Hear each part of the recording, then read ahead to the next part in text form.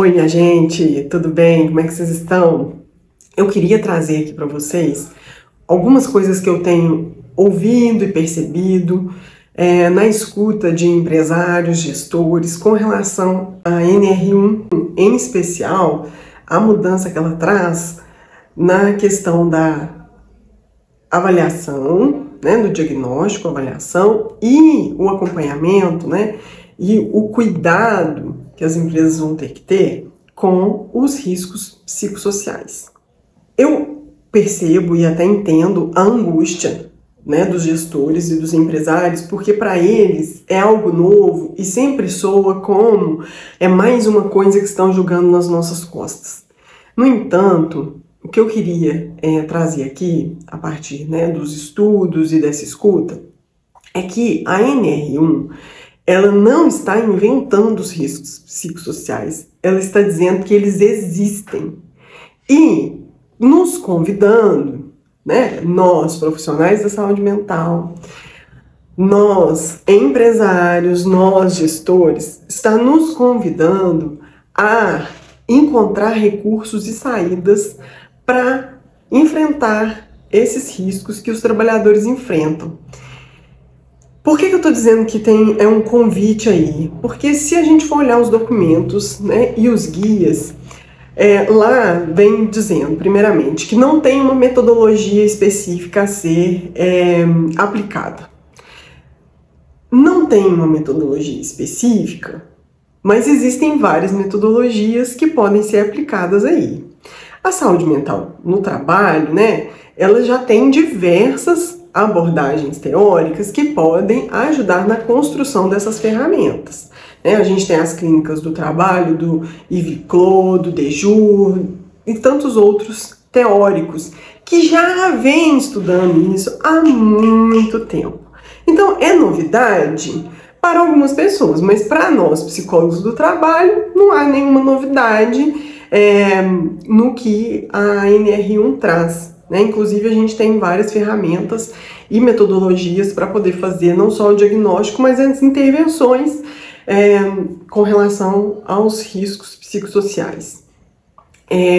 Outra coisa também que lá no guia vem dizendo que tem a ver com isso é que ele também não prevê um profissional que vai ser o responsável técnico por isso.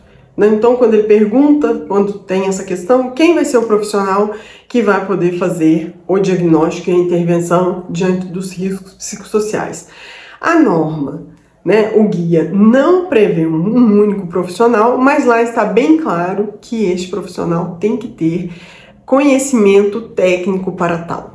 Eu não estou querendo dizer que só nós psicólogos é que temos esse conhecimento teórico-metodológico para poder fazer essa análise. Mas, como o próprio nome diz, psicossocial, quem é o profissional mais qualificado e que mais estuda as questões psíquicas e sociais? Se não o psicólogo. No entanto, também fica uma coisa muito evidente. Como se trata de uma questão complexa, não há um saber sozinho que vai dar conta dessa complexidade. Então, o que eu entendo, eu e um tanto de colegas meus, que essa intervenção tem que ser uma intervenção feita por muitos. Então vai ser muito importante que tenha nessa equipe para poder avaliar um psicólogo, um ergonomista, um engenheiro ou um técnico de segurança no trabalho, os próprios trabalhadores, os gestores. Todo mundo pode dar a sua contribuição. Claro que fazendo isso de um modo eticamente comprometido e não conversinha de corredor, que essa não resolve nada, Vira só fala no nível da queixa.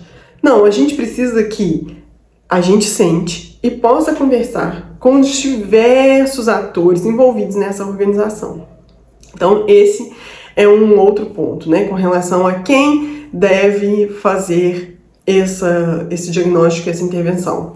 Quem tem conhecimento técnico para isso. E um dos profissionais que tem conhecimento técnico para isso, e isso eu falo com propriedade, somos nós, psicólogos do trabalho. E isso traz a gente mais um ponto. Por que que nós, psicólogos, a gente tem condições para poder fazer essa intervenção? Porque está havendo um equívoco que quando se diz lá no guia que todos os trabalhadores deverão ser escutados, tem-se entendido que as intervenções elas devem ser individualizadas. Então, percebeu alguma coisa? Oferecer terapia, pagar terapia para os funcionários. Isso ok, é bom, muito bom. No entanto, se a gente fica nessa perspectiva, o foco fica no sintoma. No sintoma que aquele sujeito trabalhador está apresentando. Depressão, burnout, absenteísmo, muito atestado, turnover. Isso são sintomas de que há alguma questão psicossocial acontecendo nessa empresa. Então, se a gente ficar aí, a gente vai estar tratando do sintoma, mas não da causa. Lá no guia, a gente também vê que as intervenções elas têm que visar a organização do trabalho. Então, não é no sujeito trabalhador. O sujeito trabalhador, ele apresenta o sintoma, ele vai ser beneficiado, no entanto, é na organização do trabalho que a gente tem que intervir. Isso significa que as empresas estão mega erradas, que a gente está achando que elas são o lobo mau?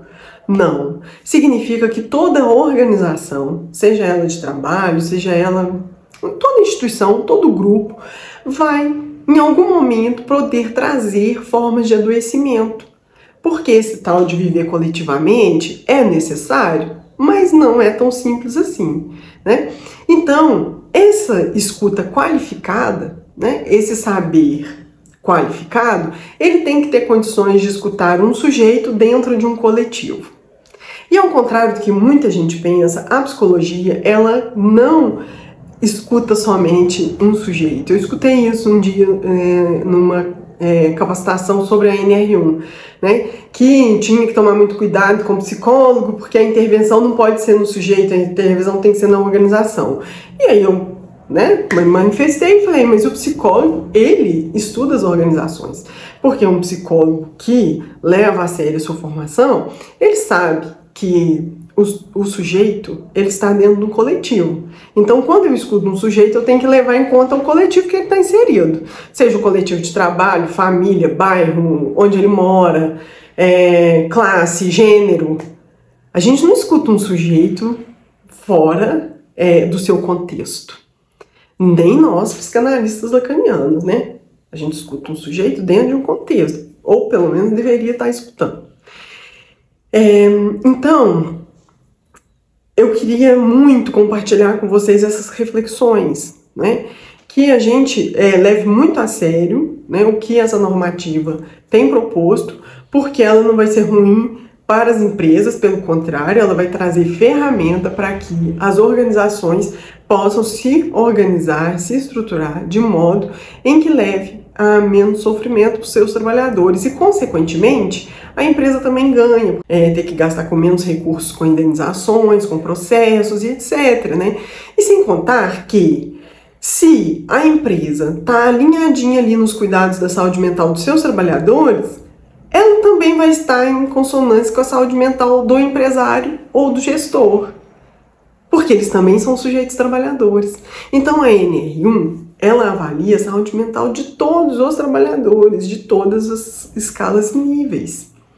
Então eu queria muito, né, que a gente conseguisse ver além nessa normativa, que a gente não ficasse na punição, mas sim nas possibilidades de criação de ambientes muito mais interessantes e muito mais a favor da vida, né, e do trabalho no sentido de labor, de construção do ser, né, em que a gente faz laço, em que a gente faz uma costura, em que a gente faz o tecido social. Porque, afinal, o trabalho também tem essa função de fazer o laço social. Então é isso, minha gente. Qualquer coisa, qualquer dúvida, pode mandar uma mensagem, que vai ser uma alegria para mim poder continuar essa conversa com você.